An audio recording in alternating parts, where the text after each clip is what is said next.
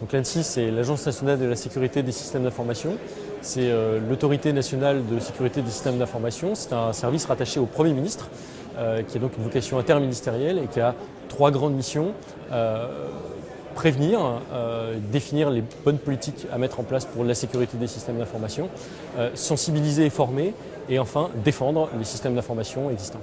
Nous sommes particulièrement heureux d'être ici, puisque le transfert recherche-industrie, ce travail commun, fait partie des éléments qui nous permettent d'avoir des produits et des services de sécurité au bon niveau, avec des technologies innovantes, et donc de contribuer ainsi à l'effort global de protection et d'amélioration de la sécurité des systèmes d'information.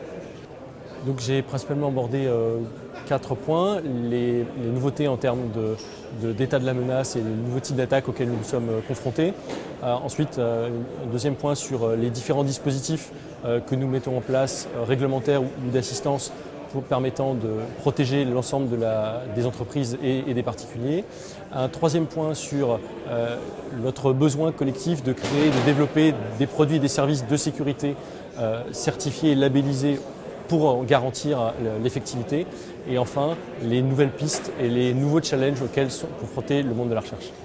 Donc en termes de relations internationales, l'ANSSI a de nombreuses relations avec ses homologues dans un certain nombre de pays. Alors, nous avons une relation extrêmement privilégiée avec l'Allemagne, avec le BSI, avec lequel nous partageons un certain nombre de vues communes, et nous essayons de faire converger des dispositifs, notamment de labellisation existants, ou de développer des nouveaux dispositifs de labellisation, notamment dans le domaine du cloud. Alors c'est toujours très intéressant de rencontrer des entreprises, de rencontrer des chercheurs, et ce lieu permet facilement de faire ce genre de rencontres. C'est intéressant de voir les nouveaux produits qui se lancent en début de vie. Également, j'ai pu rencontrer un certain nombre d'acteurs intéressés par de la labellisation ou les évolutions du cadre européen. Donc, historiquement, il y a eu un effort important de l'INRIA, mais également du Lauréat, de l'Université de Nancy. Il y a toujours eu un pôle d'excellence autour de la cybersécurité, de la cryptographie, de la virologie.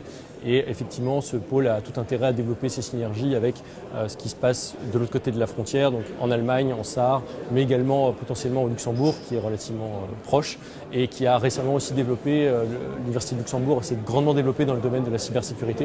Donc on a là un territoire, une grande région qui a un vrai potentiel pour faire partie des toutes premières régions européennes en matière de cybersécurité.